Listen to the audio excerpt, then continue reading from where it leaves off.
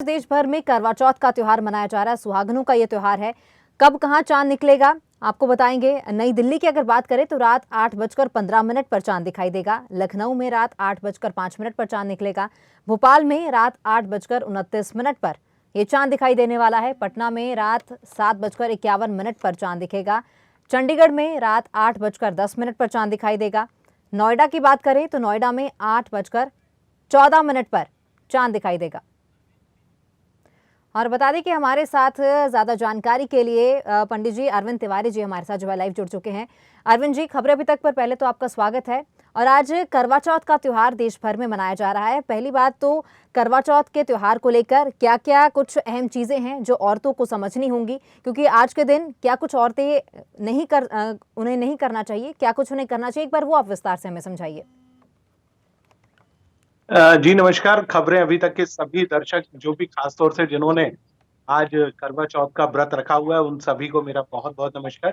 और सबसे महत्वपूर्ण चीज चूंकि आज के व्रत की है जी। वो सबसे ज्यादा ये है कि जितनी भी महिलाएं हैं उनको पूरी श्रद्धा और भाव से इस व्रत को जरूर करना चाहिए। क्योंकि ये व्रत अपने आप में बहुत महत्वपूर्ण व्रत है। क्योंकि इस व्रत को कई हजार वर्षों से किया जा रहा है। ऐसा माना जाता है कि ये व्रत सबसे पहले माता पार्वती के द्वारा किया गया। फिर बाद में द्रौपदी ने महाभारत काल में अपने 5 पतियों की लंबी आयु के लिए इस व्रत को किया।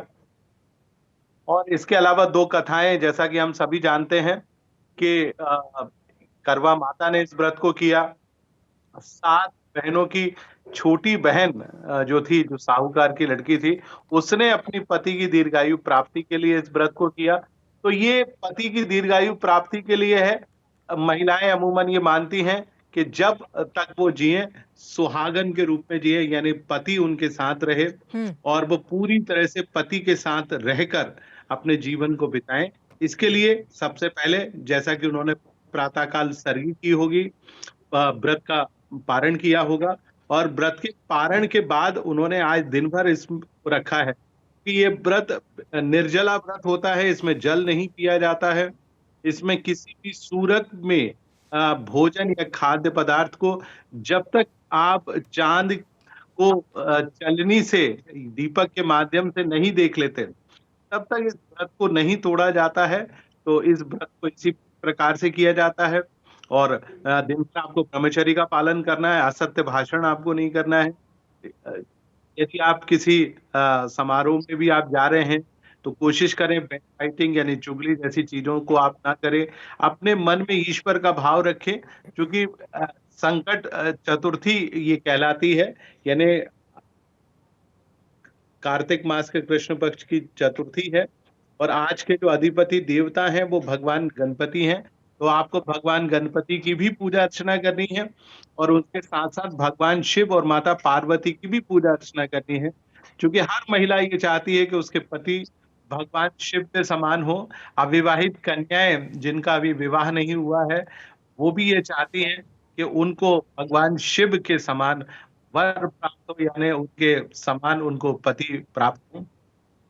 तो इसका पूरा ध्यान रखें। शाम तक किसी भी सूरत में आप अन्न या जल को ना ग्रहण करिए। बहुत सारी महिलाएं जिनका स्वास्थ्य ठीक नहीं है या जो बीपी या डायबिटीज की पेशेंट है वो बेशक थोड़ा सा जल या कॉफी या चाय इत्यादि को ग्रहण कर सकते हैं, जिससे उनको ऊर्जा प्राप्त होती रहे। और सायंकाल यदि प्रदोष काल के बाद आप में क्षमता नहीं है, यदि आप बहुत ज्यादा बीमार हैं तो आप जरूर प्रदोष काल के बाद आप कुछ जरूर ग्रहण कर सकती हैं। लेकिन सायंकाल आपको खासतौर से 5 बजे के आसपास हम लोग यानी जितनी भी महिलाएं हैं सुहागन महिलाएं साईं जी को बुलाती हैं या किसी बुजुर्ग महिला को बुलाती हैं और उनको बुलाकर करवा माता की कथा को कहा जाता है और फिर करवा बटाना एक प्रथा है सब महिलाओं के द्वारा की जाती है। तो इन रस्मों को आप करेंगे तो निसंदेह आपको बहुत जी पंडित जी, ठीक है, आप बने रहिए हमारे साथ। इसी खबर पर ज्यादा जानकारी के लिए हमारे साथ जो है लाइव जुड़ चुके हैं रजनी सोनी जी। रजनी जी, तो आप जो है मंदिर में इस वक्त तस्वीर में देख सकते हो, आप मंदिर में मौजूद हैं। मुहूर्त क्या है इस वक्त, पूजा का सही मुहूर्त क्या है? आपने क्या पंडित जी से बातचीत की है?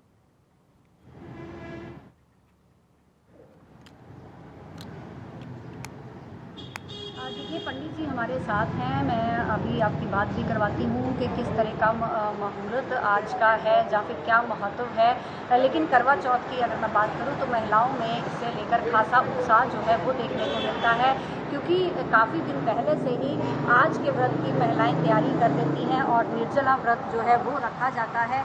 और बाकी जो है हमारे साथ दयालु मंदिर के पंडित जी हैं, उनसे हम बात करते हैं।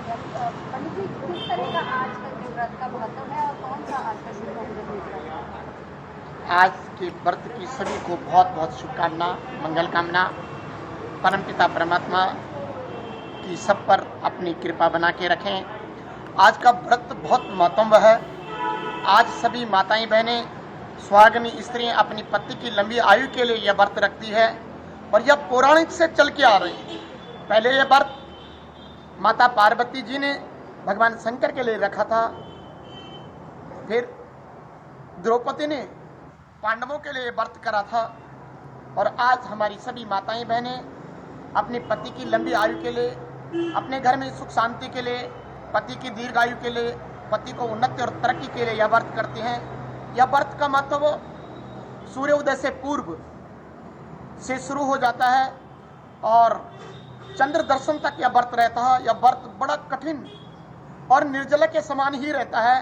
ज़्यादातर माताएं बहनें इस व्रत को निर्जला ही रखती है और इस व्रत का बड़ा पुण्य होता है। पति की दीर्घायु के लिए, अपने परिवार की सुख शांति के लिए सभी माताएं बहनें ये व्रत रखती हैं। आज चंद्रमा निकलने का टाइम क्या है? आज चंद्र दर्शन रात के 8:10 में यमुनानगर के आसपास और अन्य जगह 2-3 मिनट का फर्क रहेगा, और कम से कम 8:10, आज 8:15 में हर जगह चंद्र दर्शन हो जाएंगे। तो कथा कितने बजे है?